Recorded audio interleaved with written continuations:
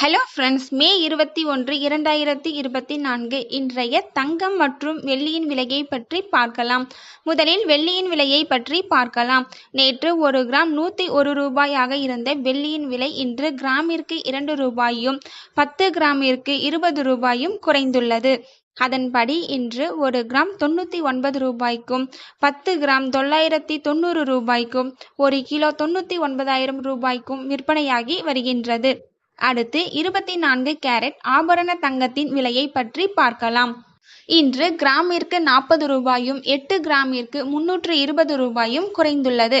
அதன்படி இன்று 1 கிராம் 7,330 ரூபாய்க்கும் 8 கிராம் 58,640 ரூபாய்க்கும் 10 கிராம் 73,300 ரூபாய்க்கும் விற்பனையாகி வருகின்றது.